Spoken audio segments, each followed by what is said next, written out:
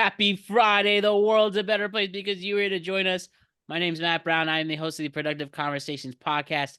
It's a Friday, a feel-good Friday, the 20th of March, 2026.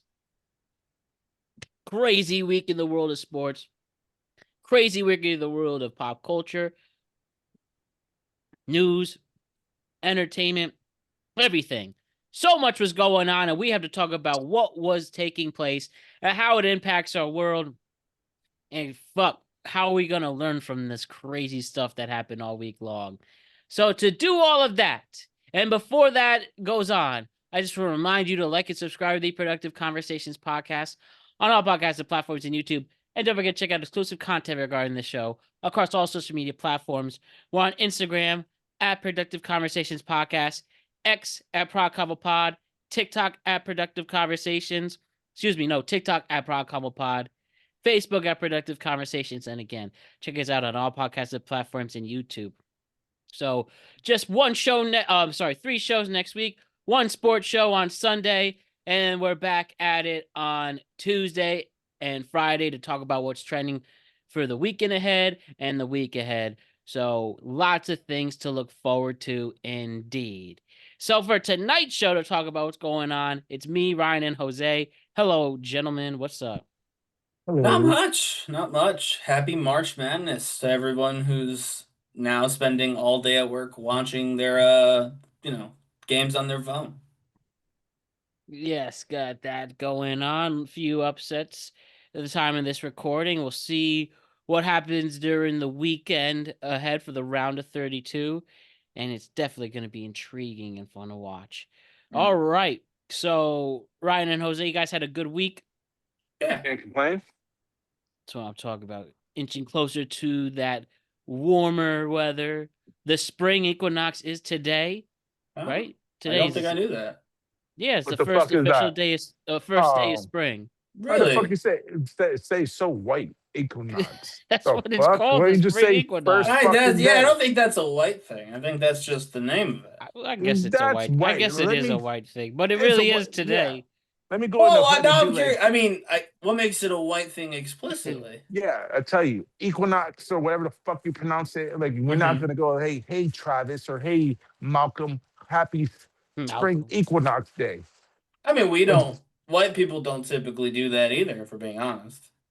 Well, Matt just did it. He's white. So, Oh, there you go. Maybe that's just a Matt Brown thing.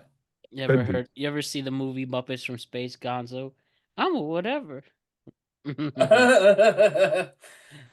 So, but yeah, for real, March 20th, 2026 at 10:46 a.m., we're officially in the springtime where we're on top of here with the sun and it turns to winter in the southern hemisphere, all of that. So yeah. Let's go spring and science. And one of the good things that happened. Let's go science. And one of the things that took place over the weekend, this past week, we had the World Baseball Classic Championship take place. Sunday night, there was a thriller. The United States of America versus the DR. America wins 3-2. Then Venezuela takes out Italy after that. I think it was 8-5. And then on Tuesday, the Americans played the Venezuelans. And it was Venezuela who won 3-2 on a top of the ninth RBI double by Eugenio Suarez. And then the Americans were shut out, a Roman Anthony strikeout, and Venezuela is your champion for the World Baseball Classic. And I don't know about you guys, but I thought it was an awesome tournament towards the end. Especially the last few games were very entertaining, including the Japan and Venezuela game. That was a big upset for Venezuela. And then, just seeing the pride, seeing the passion, seeing baseball being the number one story in sports for once. And they had 9 million people tune in for the championship of America and Venezuela. That was more than an NBA Finals game. That was more than game 2 specifically. But baseball is really here. And just before anything on the player side, baseball really can be cool, for lack of a better word. And we're starting to finally see some stars, the pride of it, and this World Baseball Classic, even for its haters, well, they have to shut up because this is growing the game. It's making it a true international sport too, something that the NBA and NHL, or sorry, the NBA and the NFL specifically are desperate to get a reach for, and it's baseball is the one that is really Oh taking yeah. people. No, this is the most I think I mean, this is the most that I've heard about baseball outside of like a World Series ever. But also, not ever, but you know what I mean. But also like this is the first time I recall this like tournament being such a big deal. This is not the first time they've done. They've done 6 of these if Yeah, I'm not mistaken. it took the So, sixth one to really be a phenomenon, like you're saying. right. So like it's clearly grown because over 6 attempts at this, they've only gotten more popular each time. I think, and they're not ready yet, but I think we're heading to the point where they're going to want to start doing this more frequently because it is working. People do care, and I don't know, I would continue doing what's working if it were me personally. It's growing fast. You know what I mean? Like it's growing the game more than the NBA, MLB is doing on its own. So why not keep it going? That's what Do I'm you not feel saying. do you not feel like it's an outlier? Like, I feel like everybody gives a shit about baseball right now because it's the countries, not the fucking sport. Well, that's what I'm saying. This is clearly the Like, fact that it's the countries is clearly doing something yeah, to people's brains, right. right? They're making everybody want to watch. So do that more. Do more And people countries. are saying, there are players who are saying, this is more important to me than the World Series. Including Aaron Judge said that, the American captain. Well, that's because he thought he was going to actually win this tournament, and he's not going to. Yeah, true. But ain't Venezuela, we took over Venezuela. Ain't they part of Eh, America now? So fuck eh, it. Like we Oh, still well, won. no, we didn't take over. We did take their president. Do you think he watched from his little prison cell in New York? Yeah, he probably did it and feel like he said, had fuck y'all to. Americans. That's what he did. I'm This country saying, did beat him too. yeah, I'm saying, think about this. They should have raised the stakes. Winner gets Nicolas Maduro, right? You get the trophy, sure, No, but I love the scenarios. Anytime America plays these teams, when they played Mexico, they could have said, "Well, ICE will be abolished if Mexico wins," which they didn't do. Japan and U.S., you know that revenge game. well, revenge, DR yeah. America. There's I always mean, one of I those. think the difference is that Venezuela is like actively a thing that happened like 2 months ago, right? As whereas And they beat Japan was the Americans at their own 40s. game. Pretty They did. crazy. That's what I mean. At our pastime, we're gonna And take their next president because of it. We're the just gonna next go in point, there. the next point there, they said they might. So they're doing it every 3 years. That's the plan for now. Yeah. One thing that's being considered for 2029 to move it from March to July during the All-Star break. I guess what they Okay. would do is start the season earlier, and instead of it being a week off, they make it 3 weeks off, Hmm. and have the tournament within those 2 weeks. With that, you all obviously have more availability for stadiums because it's warm around the country, Hmm. and there's a chance that more teams would be willing to let their players participate.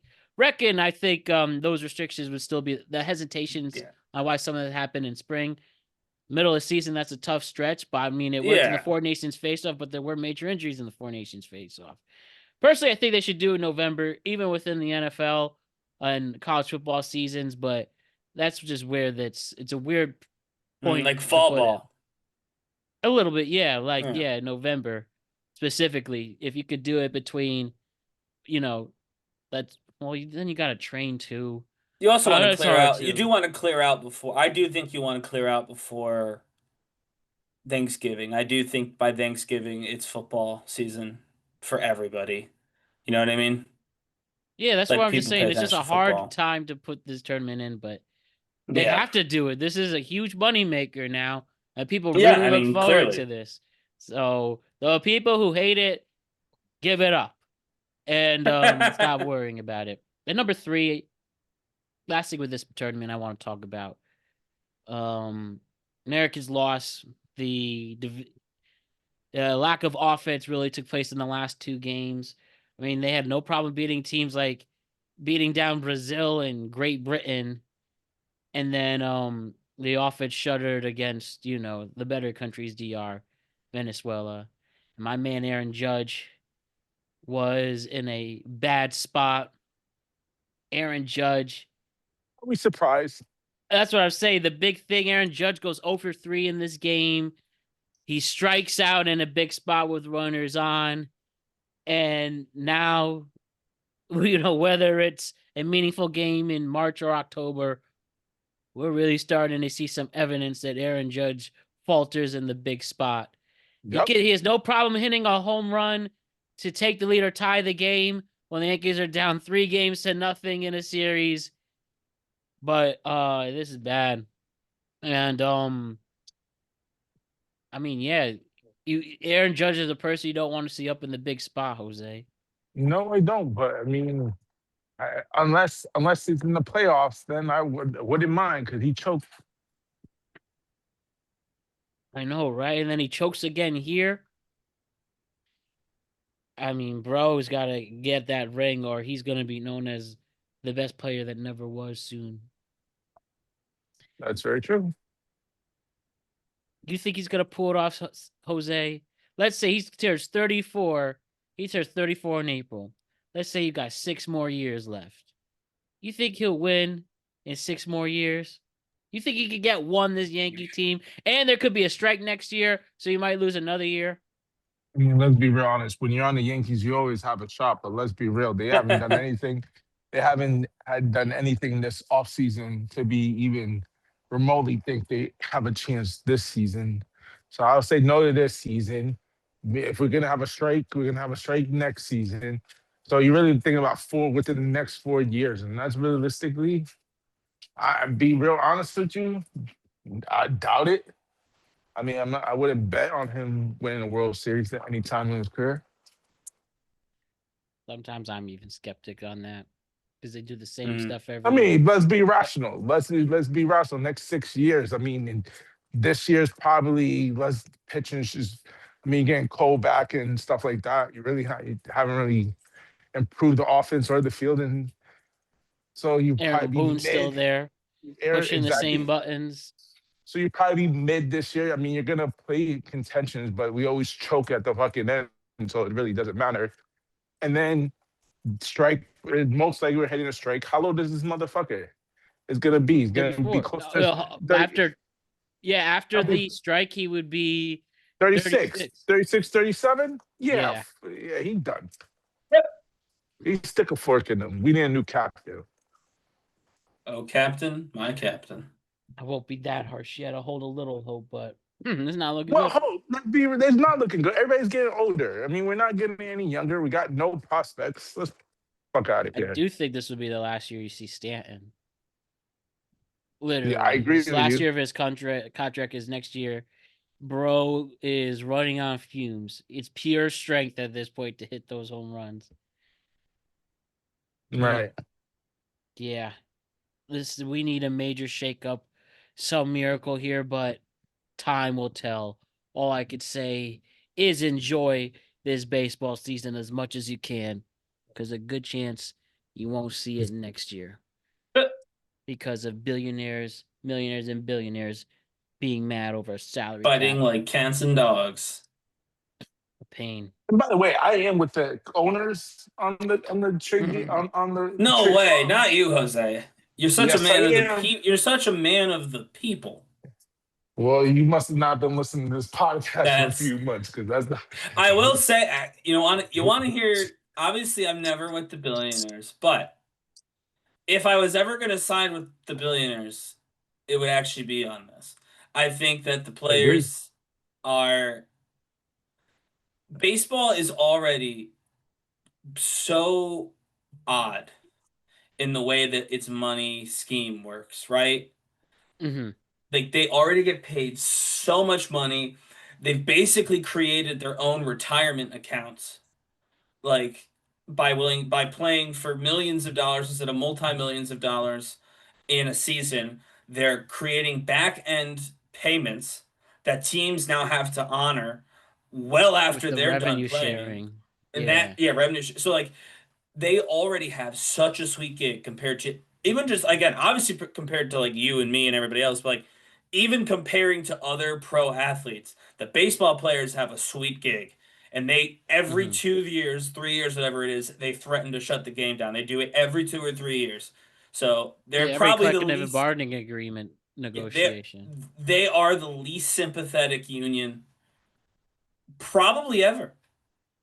Well, I And they're mean, the strongest for what they do because they are all guaranteed contracts. Yep. And the owners, the one of the things they have gripe with the owners is they don't have to exactly report all the earnings. It's one of the Mhm. deals the owners have.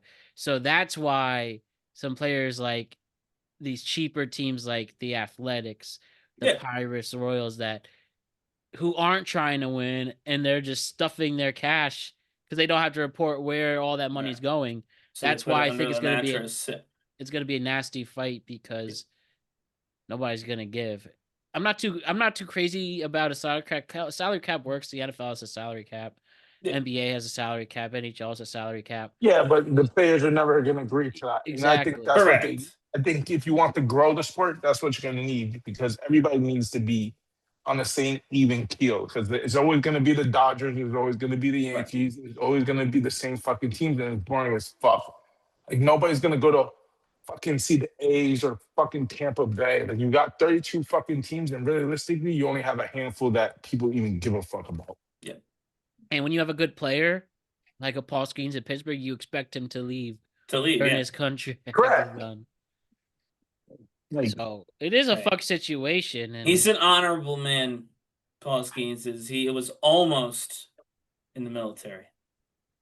I saw well, that I for mean, the he's Air being Force. rewarded. He's being rewarded with the cash and the girl he's smashing. So There you I go. can. First time you saw him show emotion was in this tournament. Okay. I mean, I don't watch him closely enough to know that, but Like all the right. first time I actually Yeah. saw him smile, jump in, joy.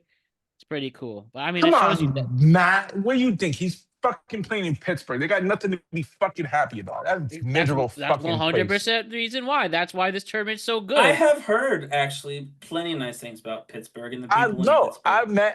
I listen. My favorite player used to play for Pittsburgh, so I love Pittsburgh. Beautiful Ooh, fucking Barry arena. Bonds. No, I'm Roberto Clemente. Come on, I'm Puerto Oh. Rican. Yep. Fuck Barry Bonds. Fuck that steroid. Fuck. But my point is, He's gonna be back for Netflix's baseball cover. That's pretty cool. That is yeah, cool. who gives anybody gives a shit though? I How is mean, it he really does. cool? He needs money, probably. Netflix is doing Oh, baseball. They're doing the Yankees Giants on Wednesday. Call me Already Netflix. starts. I don't know anything about baseball, but I think that could be a fun angle. That's how it goes sometimes, gentlemen. All right, let's move on. The baseball season starts on Wednesday. Hmm. So, the metaverse. Who remembers the metaverse getting pushed down our throats a few years ago? This virtual VR world where it's like real life Club Penguin, right? Yeah. Mark Zuckerberg's dream, the metaverse. The digital universe where you were supposed to live, work, and play just got canceled. After spending a jaw-dropping $80 billion on it, they're officially hitting pause. They renamed their whole company Meta. Yeah. Invested $80 billion, and they're completely closing it in mid-June. It'll be gone. And, I mean, yeah, when you put $80 billion instead of, hunger, food, cancer research, homelessness, you maybe get us out of these wars. You would no. They literally put it in this world that even when I thought it was announced that people are going to be interested in, you get VR or Meta Oculus Rift, and you just go around do whatever the hell you want. And I think some of the reasons why it failed, I don't think people were really into the VR. I feel like a few years ago, right around COVID, they were really saying this is the future. You will be walking around with your silly glasses and doing VR stuff. And I can't name you one person who has a VR headset. Not one. And I think people just weren't into the idea of, closing yourselves inside. If COVID showed anything, we love being outside and being around people. And this just didn't appeal to that. And you feel like all these tech giants, or I should say, these tech giants really feel like they have the grasp and they have these big visions for the future, and this is what's going to happen. Some pull it off, like the guy to my right, my left. Sorry, yeah, and or Mark Zuckerberg too, or sometimes you strike out, like him with his next venture, NXT, or Mark Zuckerberg the Metaverse. Sometimes you just strike out. So, how do you feel about Metaverse completely failing for this? Like you said, change their whole name from Facebook to Meta for this, and it wound up being a big flop. Yeah, I mean, I would go with rich and smart aren't the same thing. Um, and that's not to say that he's not very technically gifted at coding or whatever. He made Facebook, but I don't know how anybody thought we all wanted to live inside of our own little minds, right? Like, it's a fun thing. Listen, I know people who have a headset. Like, I've been in an Oculus thing, but not the metaverse. Like, there's like a couple of video games. And it was a fun little thing to do. Like, you know what I mean? Like, it was a novelty. It was interesting. You don't want to spend every day with that headset on doing just mundane stuff too, right? There's no way anybody who's paid attention to people, real people, thought that that's where most people were. So I have to assume it's because he doesn't talk to people like normal people. He talks to the people that he hires to be around him, and he thought, "What if I made everybody live virtually?" And they're like, "Sure, why not? Give it a try." But people want to live life now. I mean, some of the fastest rising indie video games, and this is true, are these like simulation games, right? So there are people who are playing video games where they pretend to be like mundane shit, right? You can like Oh wash yeah, I know what you're talking cars. about. You Wash can cars. farm. No, seriously, you can farm. One just came up right now while I was scrolling on Twitter before coming here. You get to own and operate your own 1990s video store, like Yeah. Blockbuster. People are playing video games to be in Blockbuster. So people are clearly willing to do things that are online, but there has to be like people want authentic experiences, I think is ultimately what it comes down to. And the meta was not authentic. Nothing about it was authentic. It was all meant to be is meant to be too virtual. He was trying to rewire how we like things instead of creating a virtual space that matched what people already liked. Wasn't there a report that someone paid like $500,000 to live next to Snoop Dogg in the metaverse? I mean, maybe. And again, that's crazy because guess what happens when True. you take the headset off?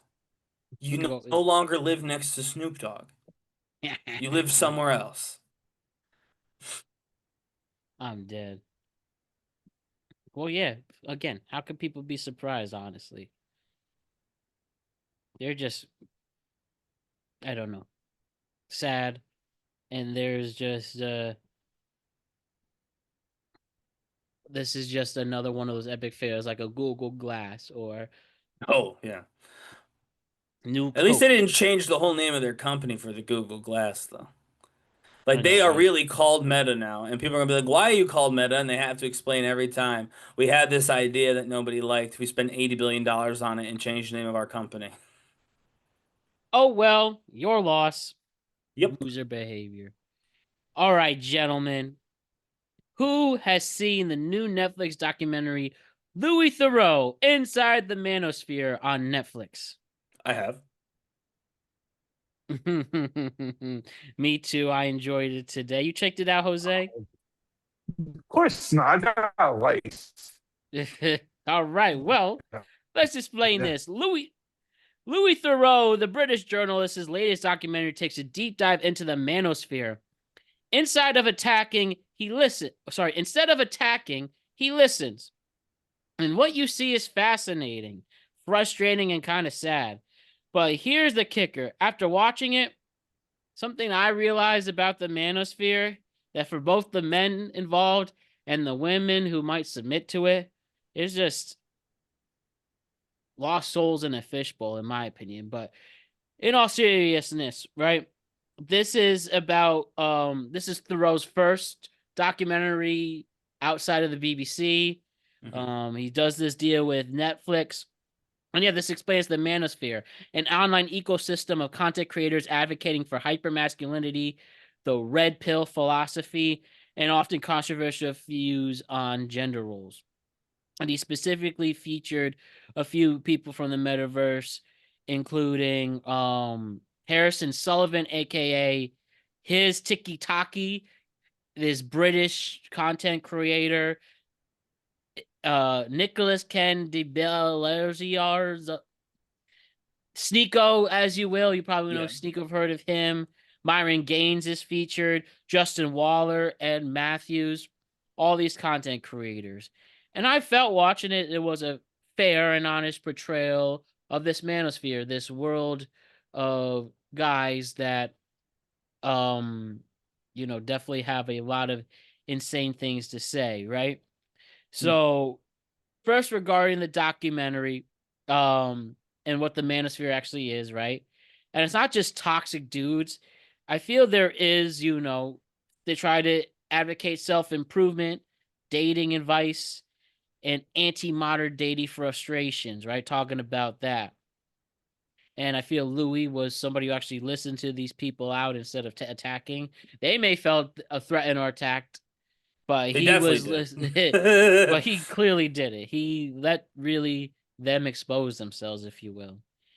And yeah, again, I really enjoyed the doc a lot. I gave it 4 stars on Letterbox, and I thought it was very raw and interesting. And Ryan, who's seen it himself, Mhm. what do you think? Yeah, I also thought it was really good. I watched it with my wife, so it's very interesting to in real time get her perspective on this topic. Her perspective on this topic was exceptionally different than my own, Hmm. which I think makes sense. But I also think it was almost an important thing for me to see too, because I mean we talked about a lot of manosphere adjacent things on this show. I Yeah, mean we viral frankly Vanosphere moments. right, but we also, I mean, even outside of when we comment on these people explicitly, we talk about dating, and it's usually three guys talking about dating and dating apps and whatever things like that. So like, I would say that we have a decent enough idea about how one of this like how this goes, and I always very typically end up um, on my own little corner, and that's okay. But to see how much closer I was to this than my wife was very interesting. My thing, actually, though, was they had two characters, Matt, and I don't remember if you remember their names. I believe it was Chris and Mateo. Yeah, But the Spanish guys from Miami. right, and they were not influencers. They were not content creators. Or I mean, they were. Everybody involved is a content creator, but they were not famous content creators, right? They were fans of these guys, and he was able to catch up and talk with them. And I thought that that was a really interesting part of the documentary because we weren't listening to the space. Because here's what I learned. I think, Matt, you probably agree with this. The guys who are like in it, who are big in it, the ones who are making the money, who are making the content, they're all fake. They're not being themselves authentically. I mean, Several t that's what was interesting Right. that He Louis several showed times too. basically brought that up, and he wasn't mean about it. He would just be like, "What does your mom think about what you say?" And he's like, "Well, I wouldn't say that in front of my mom." And he's like, "Well, that's a little weird." And Or then spoiler at the end, then the we mom was see there at the end, yeah. which Ace with HS, right? Yes, with HS. But even not HS, when he talked to Myron Gaines, he talked to Myron's now ex-girlfriend. She broke up with him. She actually recently just thanked Louis Theroux for talking with her because it helped her see some stuff that she was Hmm. previously not seeing. That's her words, not mine. But he brought up the multiple wives thing that Myron Gaines talks about. And yeah, it was like he backed off it immediately in front of his girlfriend. Backed off it immediately because he didn't want to say that. You know what I mean? So we see that a lot. We saw it a lot in the documentary. But these guys, the not Manosphere people, The fans, if you the will, of it. fans, yeah, yeah, I shouldn't say not Manosphere, but the fans, they're just lost. Like they are, and that's your lost fishbowl thing, right? Lost souls in a fishbowl. Like one of them was talking about he said, I lost my brother. Louis Theroux predictably says, what happened to your brother? And then he says that his brother took his own life, but then is instantly like, but that's in the past. You have to move on. They believe that depression is not real, right? And basically they believe that putting yourself on camera, going to the gym, trying to, level up, so to speak, is the way forward, dealing with really hard stuff, dealing with lack of employment opportunities, obviously things like loss. And I just listened to these guys talk. It was a decently long segment. And I was like, they just don't know what to do. And none of us know what to do. None of us know what to do about any of this. Yeah, they But need a like fandom, a distraction. they Some people yes. make podcasts like us. Some people Yeah. do, but some people go to the gym, go to a class, do something. And then just Right. as a fandom like any other place.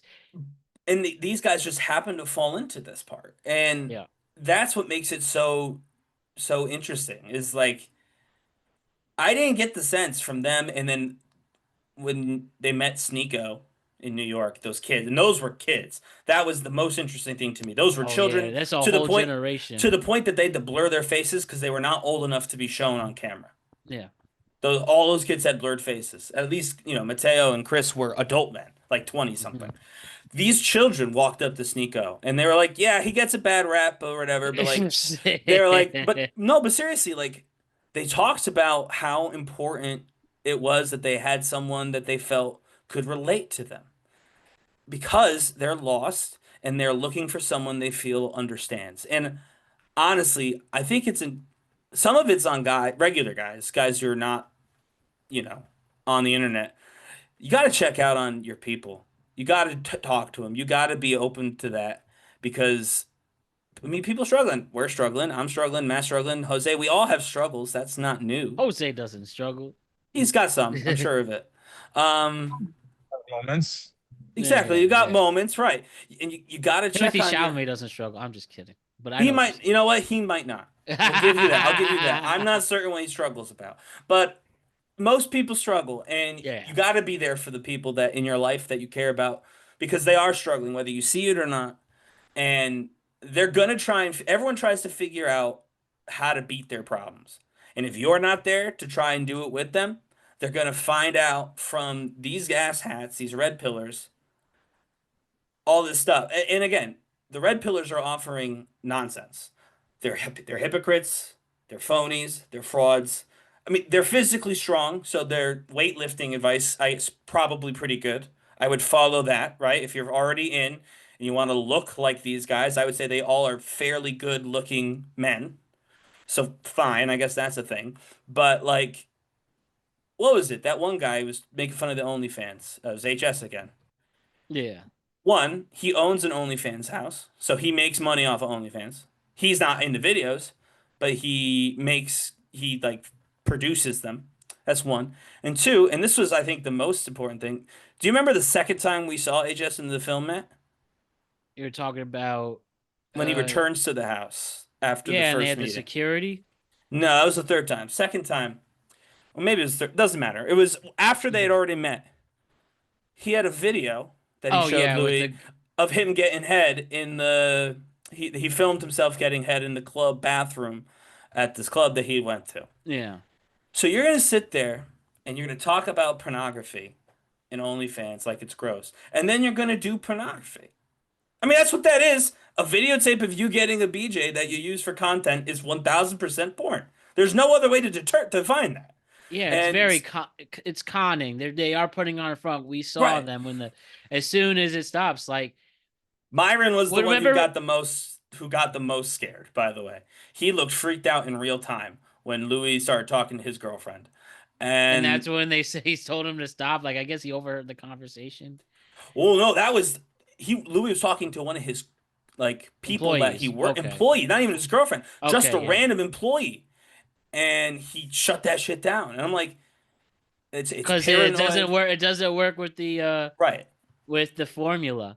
And Exactly. also the one thing that was interesting, every single one of the 5 people they featured all were from broken homes, one parent homes, Mhm. abuse and stuff like that. And it really shows the adage that hurt people hurt people, you know? Yeah, And but they were especially at the different end with broken the homes, which is yeah, for interesting. sure too.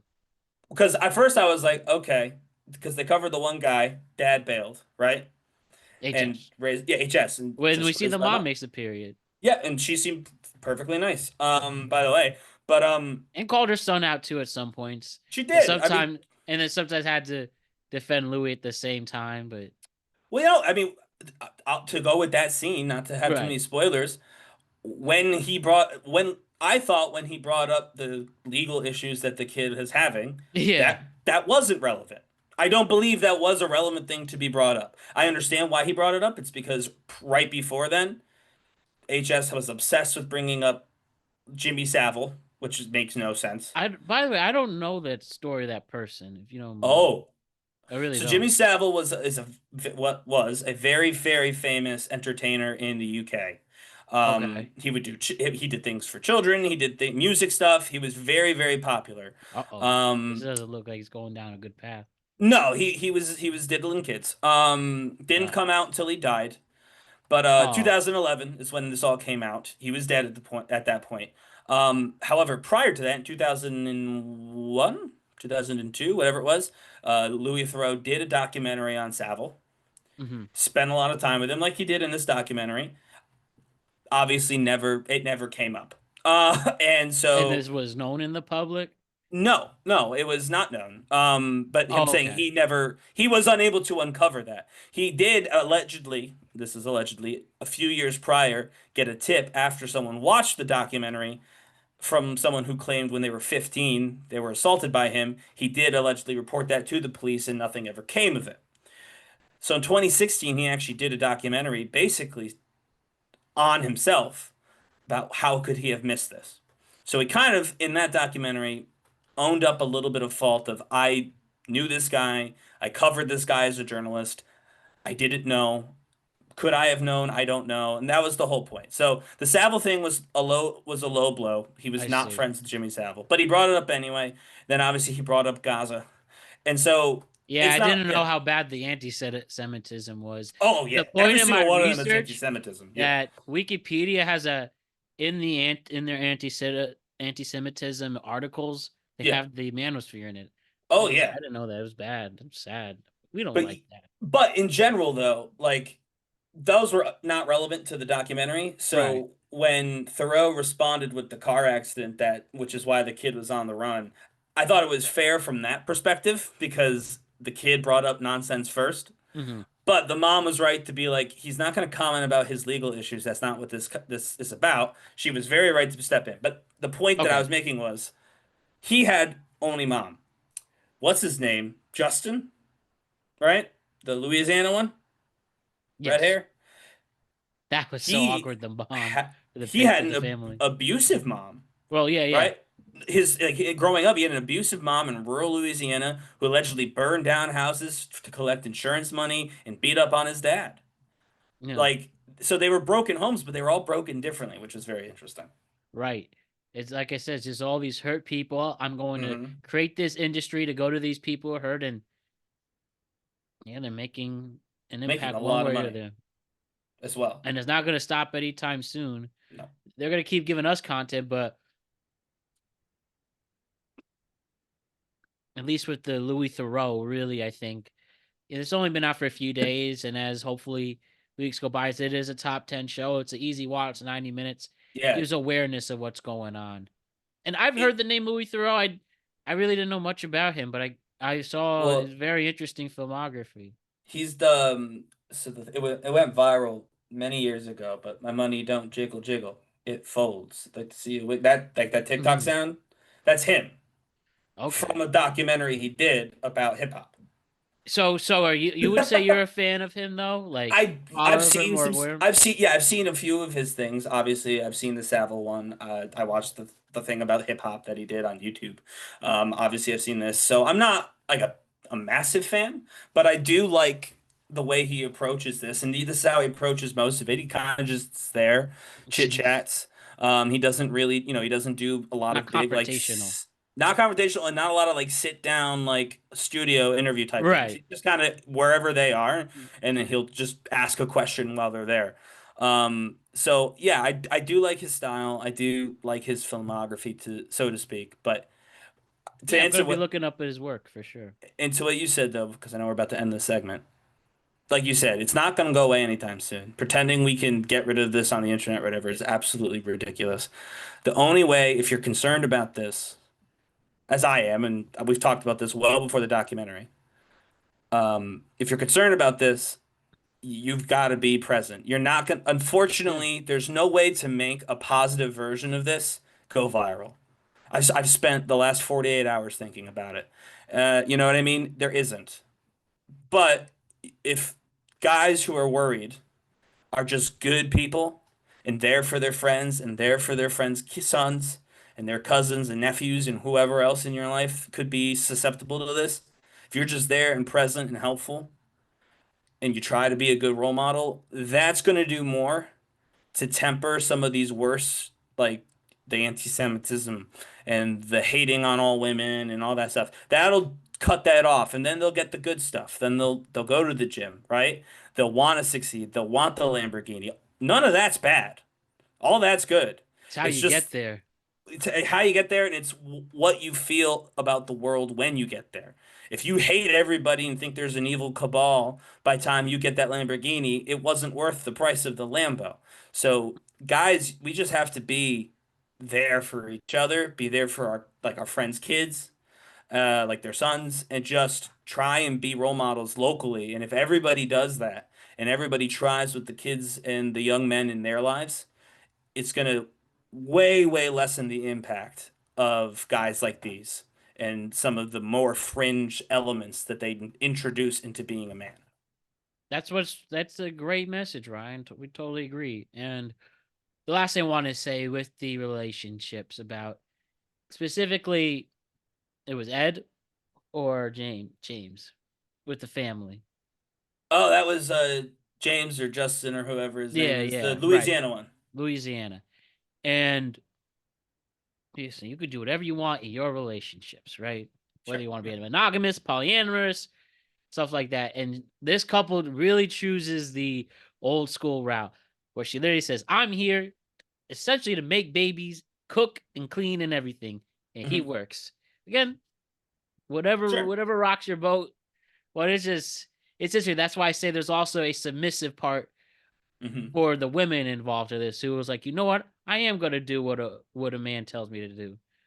You And know, fresh and again, if you fit the women on that one too. Like, yeah, I mean, and that's just sometimes where if these people are going to put themselves out there and their questions, well, that's up to them for like a show like us to comment and point out and stuff. But yeah, that's on you. With I just yeah. hope people grow their self esteem who choose to be and shows that they don't Well, have to yeah. succumb to that That's kind what I of mean. stuff. They put themselves on that show to gain a following for their own content, for their own OnlyFans, for their own socials. Like, And then and it that's gets awkward. something It's like, so would you consider yourself a slut or like how much dick is right. like? And like right. And I'm like, and whenever we cover it on this show, I very often find myself siding with the girls. And I still will because you still shouldn't say these things about them. But at the same time, I've seen the show. Matt has seen the show. Jose, we learned when we talked about the Akash stuff, is a huge fan of Fresh Fit. Hmm, So, like, we've all seen the show. We know the questions. The girls know the questions too, but they went on and they went on because it's a large audience and they're trying to make their own brand. And it's like, well, how are we going to sit here and say what they're doing to you is a problem when you signed up for them to do it to make your own brand? Like, I know, at right? some point, you have to if you're going on these shows and you know these shows are the way they are, then I'm sorry, you have signed up to be in this environment. And they still shouldn't talk to you that way. I don't disagree. But what did you think was going to happen? Again, you were not some stranger that they pulled off the internet and made fun of. You were in the room with them. You signed up to sit with them. Of I know, course they were right? going to call Yeah. you a slut. That's what they do to everybody. If you don't go in the room with them. But Right. because they'll make you famous, they will always find somebody willing to go into the room. Last thing, Ryan, tell me if you believe this is on a consensus for this movie. They Mm. say initial criticism of Inside the Manosphere was mixed. Some commentators criticized the lack of female voices in the documentary and felt that it did not break any new ground in coverage of the Manosphere. Others said it was essentially viewing for anyone unaware of the pervasiveness of Manosphere content online and its direct link to misogyny.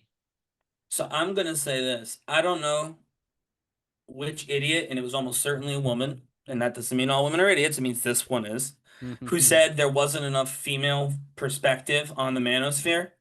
I swear to God, and I mean this with respect, I don't want female perspective on the manosphere.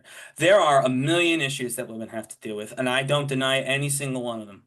And I promote people who want to go out there and fix those issues. Do that, man. It needs to be done. These are my people, Matt's people, Jose's people. We're watching in real time a generation of young men whose literal heroes are guys who call themselves Sneeko and believe that Satanists run the world and also that the Satanists are all Jewish. And I'm not making that up. We heard him say it on Netflix. He said it out loud on Netflix to a well-known documentarian.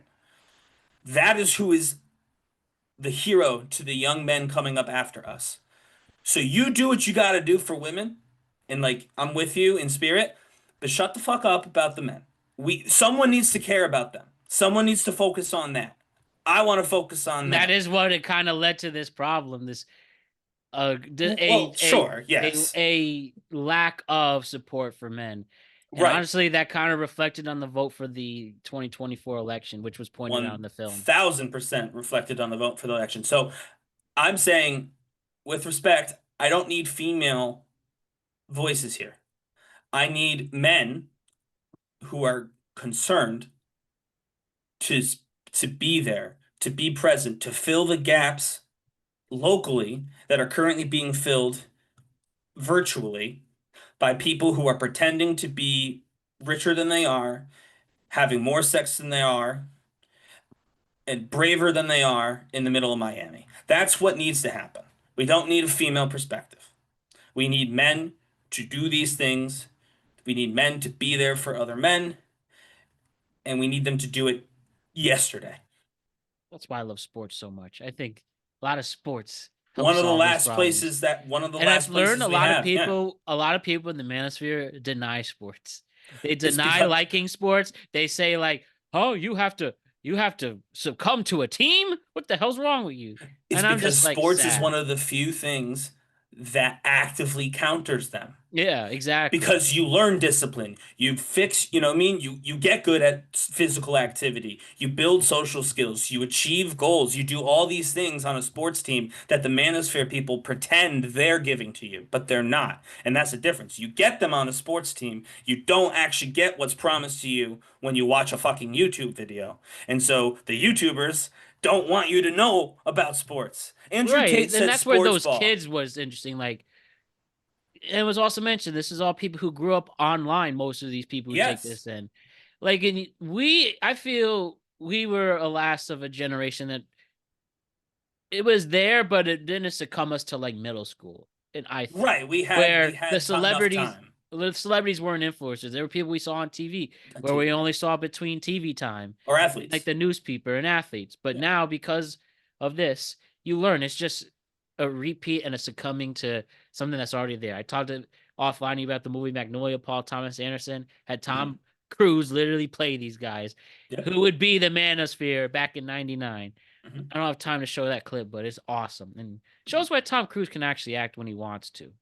He's playing a villain in a new thing too. Yeah, this Andre The Miami Alejandro. Vice thing. Yeah. Oh yeah. They asked him for that. I hope he does. Yeah. And then there's also a movie coming out in the fall. His first movie, non Mission Impossible Yeah. or non Top Gun, Yeah. that he plays an original character for once, Hmm. and it's like something cartel related. So we'll see then. All Yeah. right, Manosphere. That is. Must watch for everybody who's listening.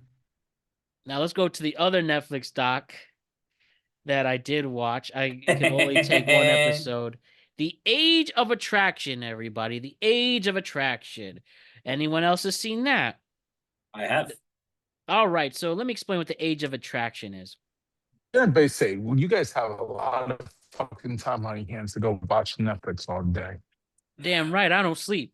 Well, so That's I lied a second Just ago. seriously. My wife was watching Age of Attraction, All and I right, saw look at that. it. So, Oh man, but I've shall not seen lie. it.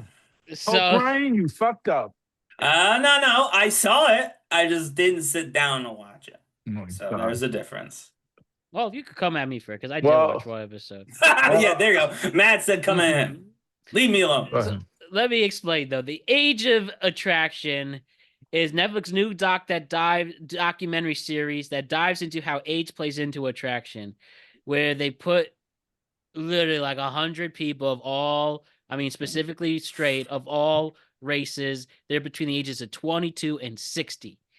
And it's basically a big social experiment to see who matches. They literally put into like a big dating event. They'll walk over, let me talk to you, let me talk to you. If they hit it off, they go into this like room where they get this promise ring, so where they will be Aw. committed together. Then Oh, after, Jesus. if they agree to it, then they will go and test it out in real life, In the if real you world, will. yeah. So we've seen a show like this, MILF Island. I think we talked about it a couple years ago. But I mean, that's specifically for MILFs and young men, cougars and cubs. But this is, again, you could see men who are older and women who are younger. I'll play you guys a clip from it, from these reveals. Mhm. This will definitely be a big spoiler if you don't want to watch it, so skip for a few minutes. Yep. But, I mean, it's interesting. The Age of Attraction, if you will. Do you know how old I am? A often question, right? When you clearly see older, younger people who are attracted to each other. 53. You think she's 53? Okay. Yes, I do. Oh my god. Okay. I'm say he's- 54. Oh, that's close, man. And that's it. How old do you think this guy There you is? go. I You say see him again? 29. 31. Seatbelt on? Yeah. Oh shit. Oh, jeez. Oh god. She's insanely I hot. am 27. Ooh, wow, he's real young. That's a gap. Oh wow. I am 38 years young. Oh, she's like 22. Don't know. Yeah, if I she's was like expecting 23. 38. Definitely Did a you think little I was older? shocked. No, I thought you were younger. Like, I thought you were a lot younger. I It looks like he could be early 30s or maybe late mid 20s. 30s, Maybe sure. okay. Are you scared? I'm a little nervous. Okay. I am 22. Oh, that was close. That's I said- really, literally the youngest you could be on this island. This is Love is Blind meets MILF Island, essentially. Yeah, wait until that shit comes back. Dude, why are you having such a hard time? What? You're 27? Oh, he's not young. She's 27? I thought she was older too. Man. No, but he's old for sure. He's Okay. definitely in his 40s. Yeah, you know, this is the way God's testing my words. Like, okay. Maybe I would even think 50s. she's, to be fair with him, I think Doesn't she's, bang me back off she of looks older for her age. See, I would say mine? 30s for her, I yeah. don't know if you're ready for this. I am. Uh-oh. He's going to say I really 60. don't know if you're ready for this one. You think he's 60? Yeah, that black don't crack. I'm 60. Ha! Swear to God I didn't see this. I swear to God. Oh, goodness. And I'm 43. Okay, I feel this is going to be a normal one.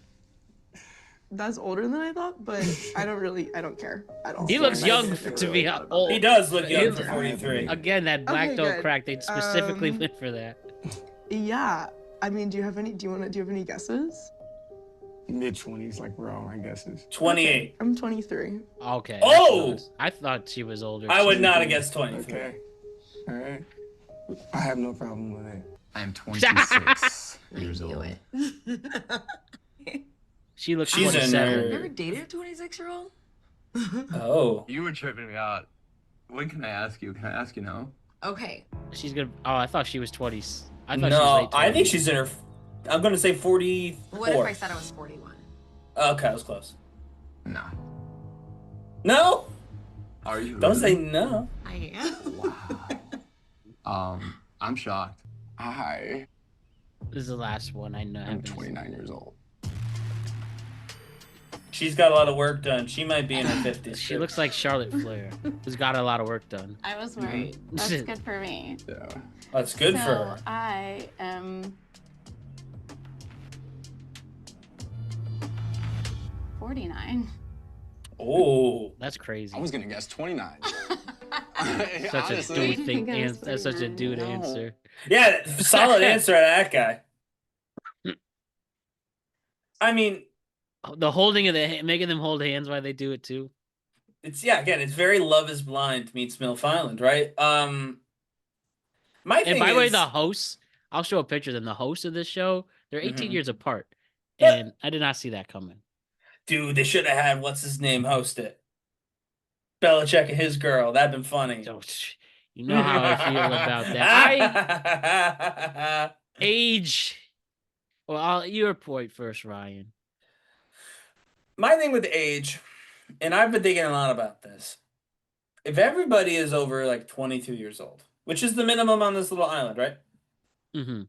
Then the older person is probably a little weird, right? Give him that. But it's harmless. It's not a big deal. If everybody is over 32 years old, then there's no real problem with the age gap until the older person ends up at like 72. So it's like a 2 rule.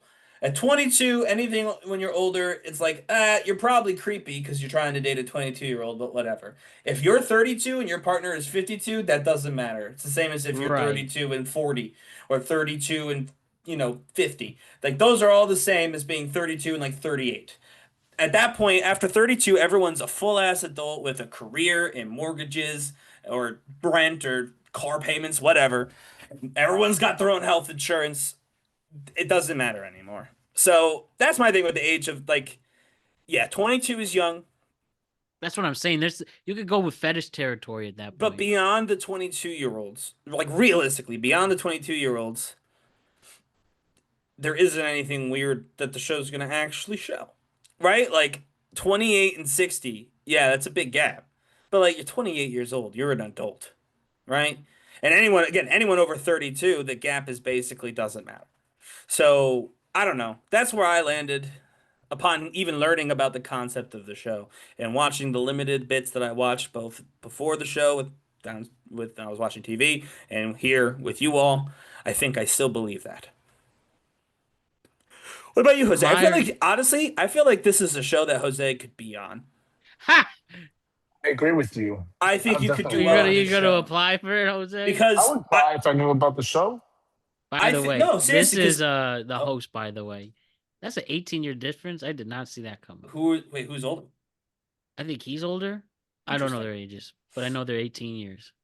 So the reason I brought up Jose is because I think Jose is older than he looks. I think you look younger. Oh, you think I look older than? No, you look Then younger than you Oh are. yeah, I Yeah. agree with you on that. No, yeah. No, I'm being serious. Like, I think you look younger than you are. So I think that would be like perfect for a show like this. I think people would think you were one age, and then I think I think you're like almost 10 years older than how you look. I can't agree with that. And I love that, by the way, because Jose is our mystery man. Only me and Matt know if that's true, unless and until Jose goes on the show for next season. So we're gonna get that cooking. We're gonna get you on the show, Yes. Jose. There you go. And then we'll see.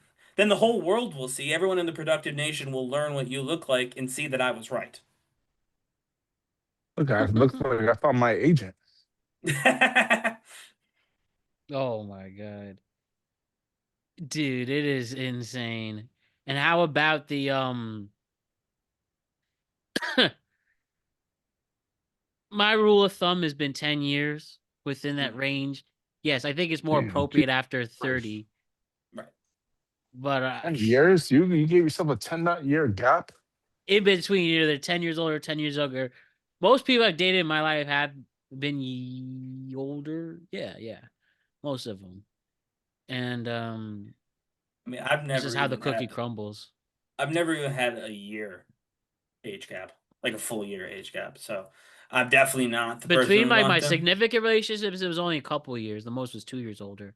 People have Okay. like gone dates or have had situationships. That's been more than that. Yeah. I mean, I've been 20-year gap. I've pretty much been everywhere. Like, All right, so say you're the made age, for the show. the You're age of made a for the show. for season 2. I'm looking into it. This is happening. yeah, definitely. Let me know. I would do it for the fuck of it. And it's just remember, it's not this MILF porn, people. This is you actually have to No. commit to it. Yes, that'll be the hard part. But I think you agree. we're gonna assume that he said something really nice and not at all disqualifying right then. No, sadly, I agree. I have to. If I do this, I have to commit. Oh, of course. It's too much work not to commit. So my last True. segment before the questions of the day, President Donald Trump had the most insane, some of the most insane last few months, right?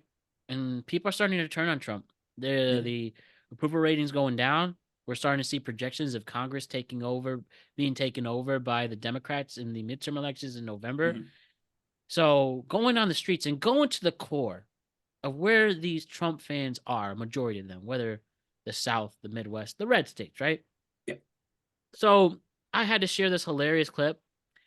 This is from Meet the Press Now of a Pennsylvania voter being asked about how they feel about Trump because of him getting us involved in the Iran war, the huge oil prices, the skyrocketing oil prices, gas is going up, plane rides are going, jet fuel and plane rides going up.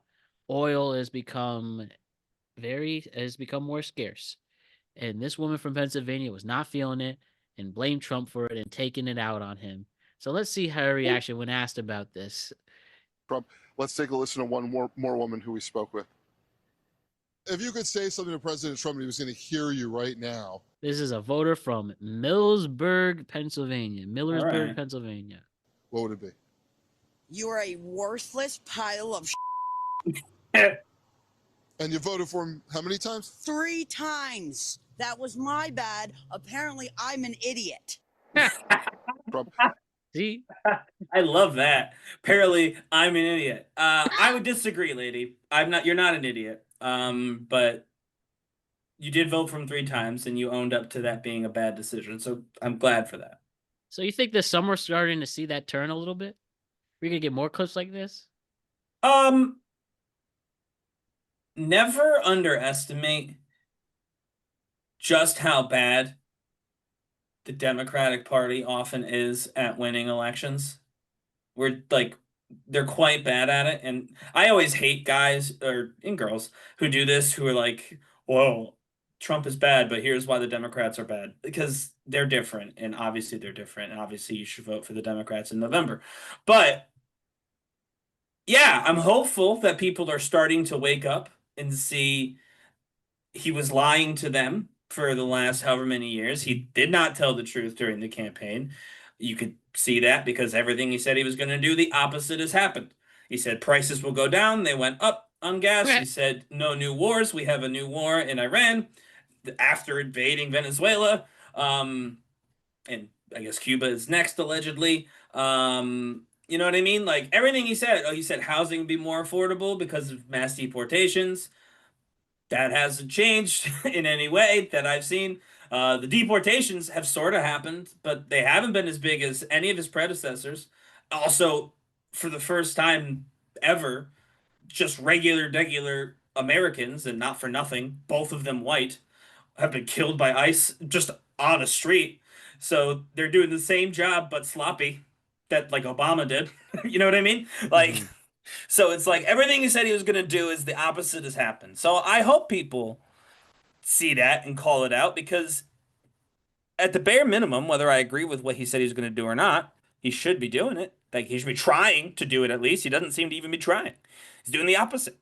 But yeah, I don't know that I believe that this will last. I think as it gets closer to the election, there'll be plenty of things that happen that will give folks who are uneasy with Donald Trump, but genuinely hate the Democrats, of which I think there are a lot of them, and I don't think they're all Republicans. I think some of them are unaffiliated or third party or independent, whatever.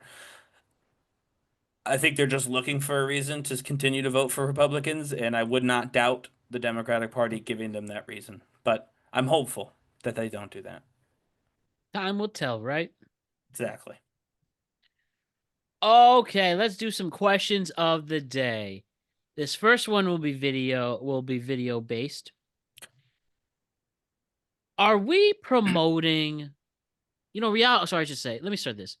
Reality TV, dating reality TV is big right now, right? Yeah. Literally all over the world. I mean, I have this Spanish version of the Island of Temptation. Oh. That I'll show you right now. The spiritual successor to Montoya. So a contestant leaves her husband for a tempter. She kisses right in front of her husband without the slightest shred of shame. This is wild. En la mía que no se besen, please. No? Humpy.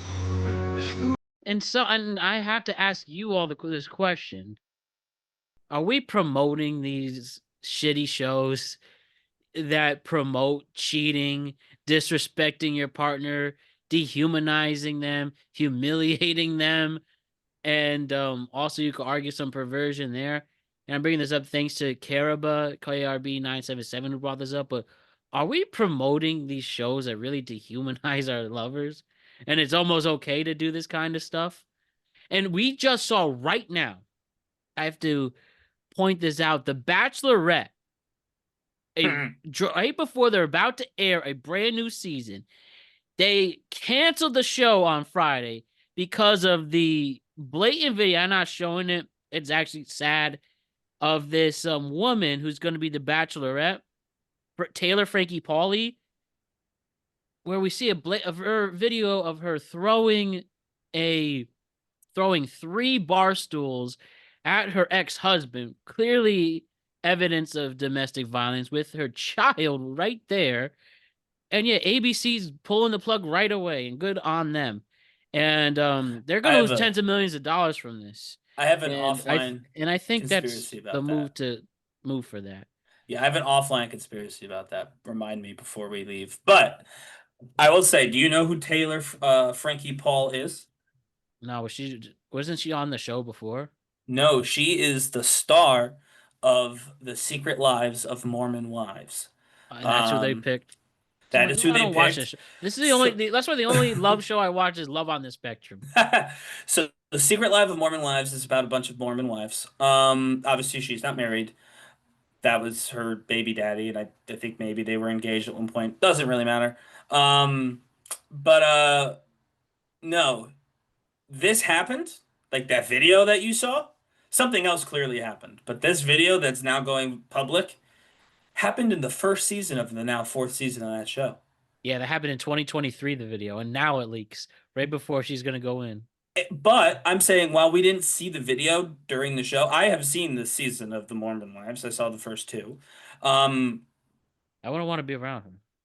Yeah, me neither. But that they showed the police going to the house and the whole 9 yards. So the ABC people who booked this show, before we give them too much credit, they abso-freaking-lutely knew about this.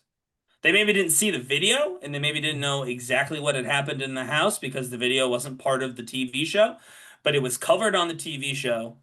Like, you saw the police go to their home because of a domestic violence call. That is confirmed end of, like, season 1. So ABC knew about who this was and what she was doing.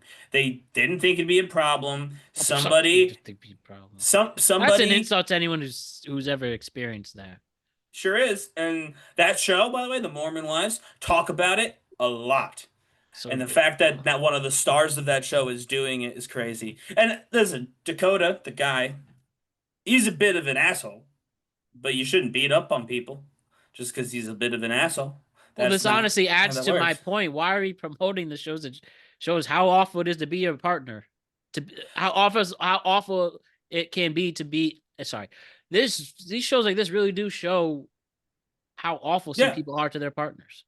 Oh yeah, no, And for profiting sure. off it, the aura farming, Yep. and other people can be easily inspired by it. Yep. What do you think, Jose? Are you a fan of these shows? Are you surprised I never watched not one of these shows? You've watched Love Is Blind. Man, I love is Blind. That's different. I mean, fucking Amish. What was it? Fucking. What was the Mormon bullshit? Like, no, I'm not. I mean, guys Mormon talk shit to wives. wives. I get it. No, they don't Or do that like anymore. That was shit. a I part live of that the. every day. But Oh. Anyway. no, the Mormon wives are definitely a lot. I'm not their biggest fan, but some women really And then the like the good show. reason then So. for you should not promote this season. This woman needs to be held accountable for this. I mean, and you know what? They're gonna lose millions of dollars, but they're freaking Disney. Well, They'll make that back in a day at Disney World, in an That's right. hour at Disney World. Also, they can find somebody. Do it live. Yeah, that's exactly the one. That's what I just find someone, do it live, make it short. But yeah, they said they're going to lose a lot of money from this, and honestly, I guess I have a feeling I understand where your conspiracy is coming from. Do you want to just say it now? Sure, I'll say it. I found this out again. All of the women in my life love these Mormons. Love this Mormon show. Oh, jeez. Allegedly, the winner. Not allegedly, it did happen. The winner of this season of The Bachelorette, the man, leaked. Before the show aired, it leaked who won because of whatever domestic dispute she got into with her ex recently. So this video is old, but there was a recent issue that happened, and during the coverage of that, the winner of The Bachelorette this season was their name is already announced. You can find it. It's on the internet. So all of a sudden TMZ gets this video right before the show's about to air, forcing ABC to just scrape the whole show that everybody already knew the winner for anyway. And everyone's like, makes too much sense. Everyone's like, oh, the ex sent it to TMZ. The ex didn't send shit to TMZ. Disney fucking sent that thing down to TMZ office and said, we need to cancel this fucking show, and you need to air that so we can do it. That is, I am 90% sure that's what happened. It's like the completely different, but it's a sports related, how they think the Max Crosby deal got botched because the GM's like, you gave up what for him? Tell him this. This is what the physical actually was, and then he's now back at Vegas. I mean, it shows, man. Nothing's 100% done until it's signed on the bottom line. Mm-hmm. But yeah, man, I don't like this woman. I'm never gonna watch this show, and I support ABC making this move. So good job on them. And the TMZ. By the way, TMZ's the one, man. Since that is the company to put a wrench into things. Since I don't care, they can come after me. She's living with Doug Mason, who is allegedly the name of the man who won The Bachelorette this season. No, I can't watch it. Well, no, you can't. Disney pulled the plug on it. But yes, I'm saying I just said the name of the guy who I know, but I'm saying I gave the name of the guy who won. I never got why you people like that show. Stupid ass. I never watched The Bachelor or The Bachelorette. Again, actually. all these love shows with a show that has love in it. The only one I like is Love on the Spectrum and The Love Boat. Again, I just don't get that culture. But I'm just a sucker. Okay. Next question of the day. I got this from Murray Hill guy. I'm gonna ask Jose with this. If you ask a girl, how's your day going? Is that an instant turn off? Like, hey, Good question. right? You want if you yeah, want to hear get, the exact language he said in his go tweet. ahead.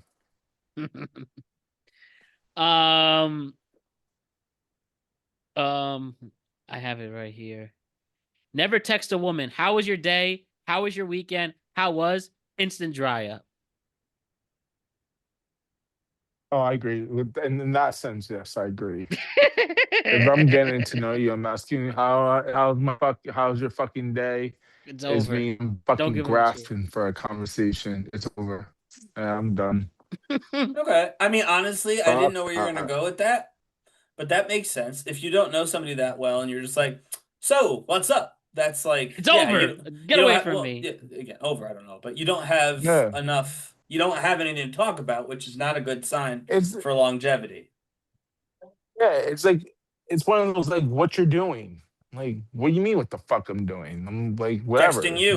Like once you start grasping the what you're yeah, like what are you doing? Is like I just ran out of shit to talk about and now I'm just fucking trying to find those shit on the wall and see where it lands.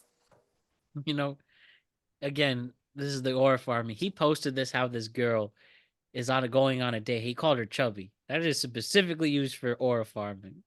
That's not a chubby person at all. What Absolutely if do you insane. think Murray Hill guy behind the scenes looks like HS? No, I think I would be shocked if he was as physically impressive looking as HS. I think he looks like me, and that's not a compliment. Oh my god. Well, yeah, I kind of do. If you don't have anything to talk about it, it's already over. Yeah, I do see that, yeah.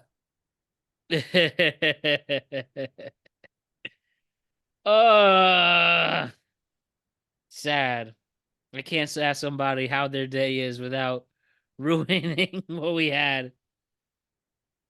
Don't bring me I mean, you mustard and can, last. as you say, Matt, you can't say the wrong thing to the right person. That is true. If So, they do like me, they will be happy to talk about and that. and exactly, if they like you, they'll, All right, my last question of the day. What's a small lie you tell all the time?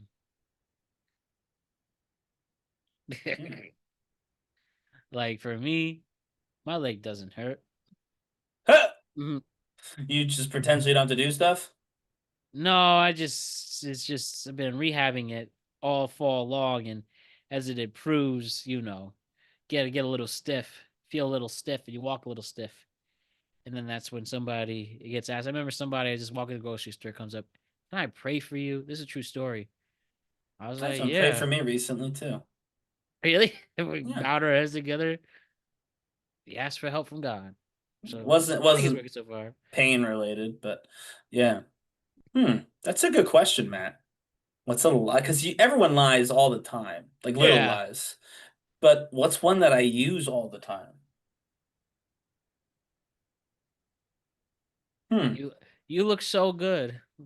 No, I mean I don't say that often, to be I honest with do you. sometimes. Um. Shouldn't Oh, admit that. obviously, in a minute.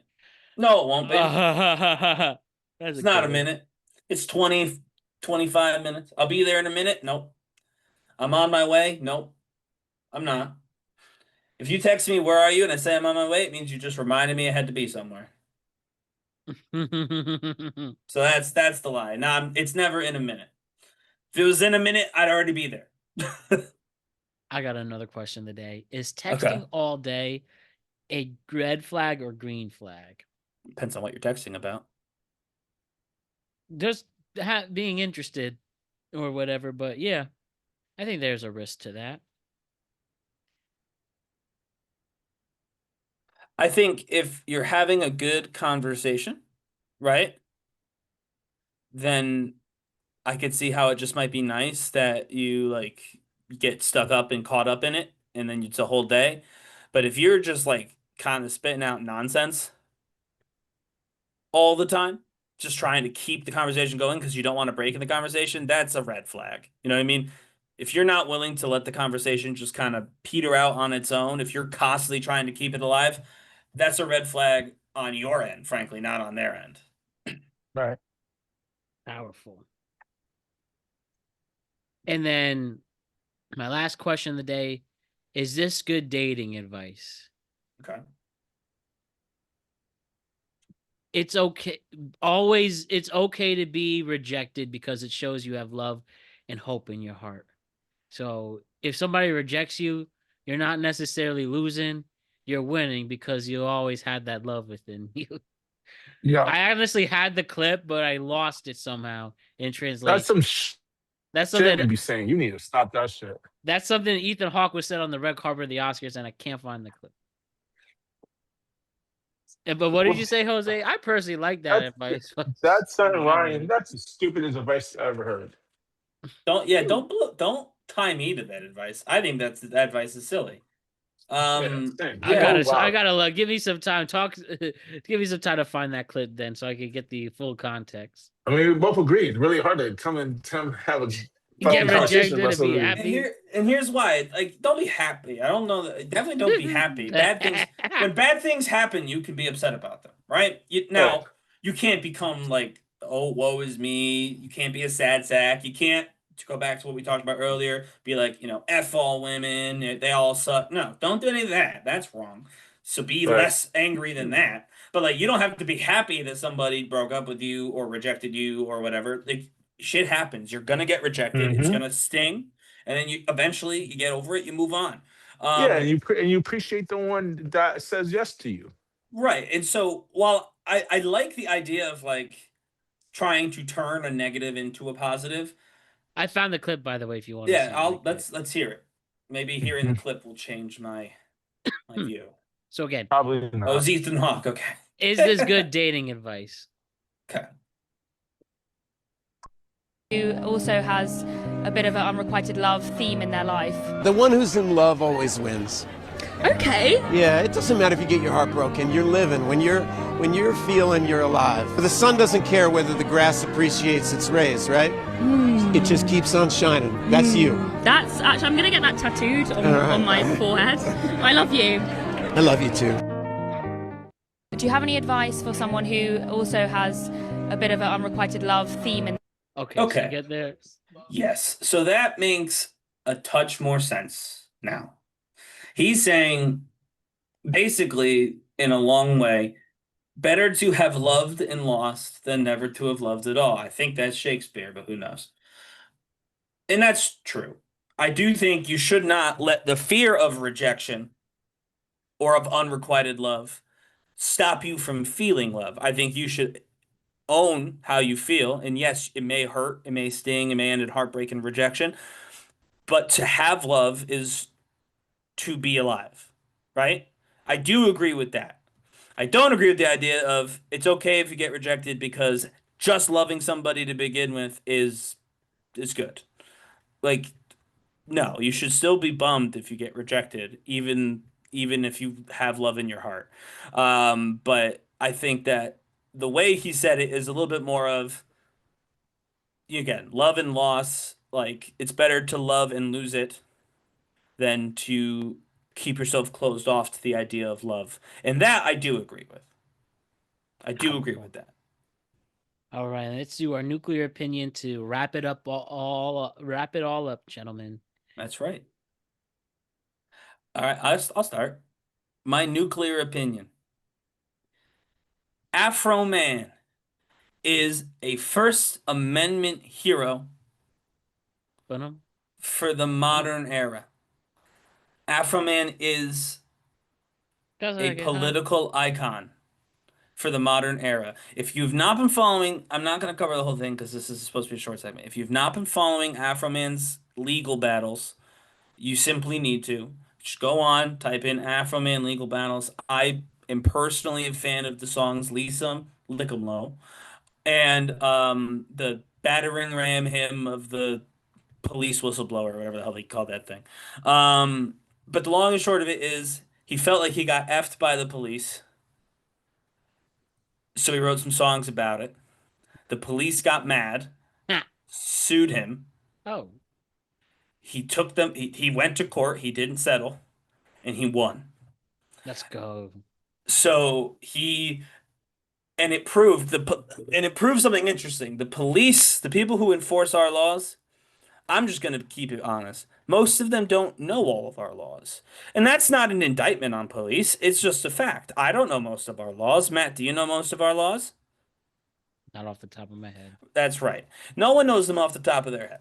So the idea that police walk around and kind of just do what they want and assume that the laws kind of just follow them.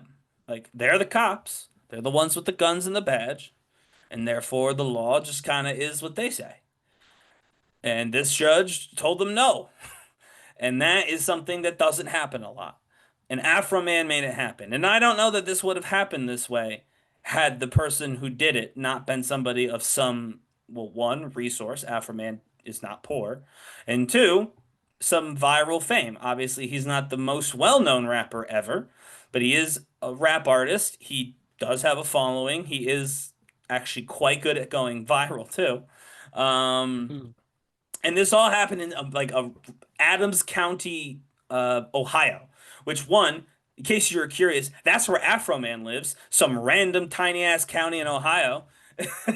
And then two, they had a whole court hearing in this small county in Ohio where the sheriff's office tried to sue Afro Man and lost. So please follow it. It's very funny. The songs are funny, but also this was a genuine First Amendment case, like a real one, and it would have set a really bad precedent in this country about what you can and cannot say about law enforcement. If the idea that a cop got upset is all it took to make something illegal, that's a very dangerous precedent, and that's essentially what these police officers are trying to argue. And Afro Man did not back down. He could have just paid them off and moved on, or apologized and moved on, and he refused to do either of those two things, and he won. So, American hero, Afro Man. Not going to use his government name. We're going to keep it kayfabe. That's my nuclear opinion. He's an American hero. I love it, Ryan. Jose, you mind going? Because I want to finish. I want to be last on this one. My nuclear opinion is the government shutdown better start paying these TSA agents because I'm about to travel and I don't want to deal with that fucking bullshit. When you traveling, Jose?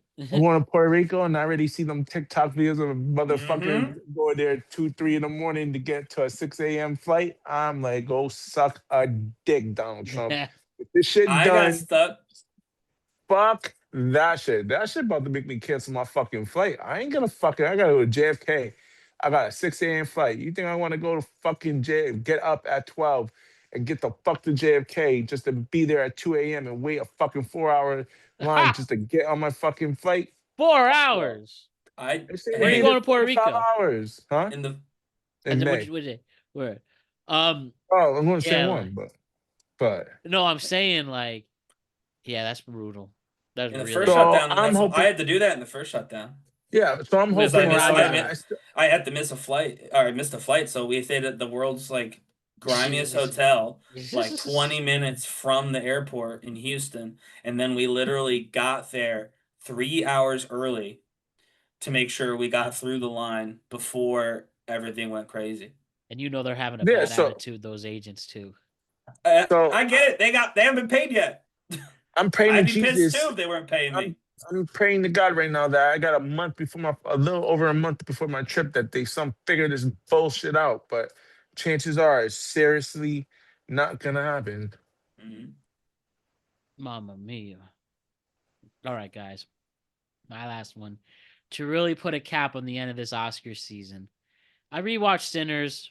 I saw this movie in the theater just about a year ago. Just going on a nice, quiet, like Wednesday or Thursday afternoon matinee. It was only me and one other person. Had the theater to myself. Watched the thing. Loved it. Loved it on rewatch for Oscar night. I didn't really, really get. Not that I didn't get. I understood the ending, but I never didn't really feel it. And the song, Last Time I Saw the Sun. So if you say I seen Sinners at the end, he confronts his brother. His brother. Smoke and Stack, Smoke and Stack. Stack will live eternal life because he's a vampire. Smoke dies taking out the KKK. but he's at true peace. Then we have Miles Kenton's character. I gotta make sure I get the name right, but he grows up to be BB King. Yes. Hold up. I couldn't tell if it was meant to be the BB King or just like a BB King type. No, just it was still him. He just grew up old. Yeah, no, I know. I mean, yeah, I'm Sammy. saying. Oh yeah. No, like, I know that. I'm like just he saying. had Like, the impact BB King had. yeah, that's what I mean. I was like, I'm not Okay. sure if they're like he was BB King or just like he was a very famous blues musician. Maybe, but he says the line, or I'll just say this. He just says the line. No, I'll just play. He talks about how that. Yeah, I miss my brother the last time, but it's okay. But the last time I saw him, the last time I saw the sun was the last time I saw my brother. I was like, man, that really hits now. And it's now turned into a great meme. Like me talking to the one bro that moved away. And I love this ending now. I love this ending. This is a meta product. Love you. Come on. Yeah, it's a meta product. I'm sorry we made fun of you, but let me play this video. Love you. Last time I seen the sun. Last time I saw my Early in this morning. Just for a few hours. It was free. Last time I seen my brother. Love you. Last time I seen the sun. Early in this morning. Just for That's a pretty great ending looking back. And hey, won him an Oscar. Him and Ryan Coogler an Oscar. I just think that's a great ending. And anytime a friendship comes to an end or anything, just remember that's okay too, because when it did happen, the sun was up and you were free. Yeah, sometimes the sun sets, but that's okay.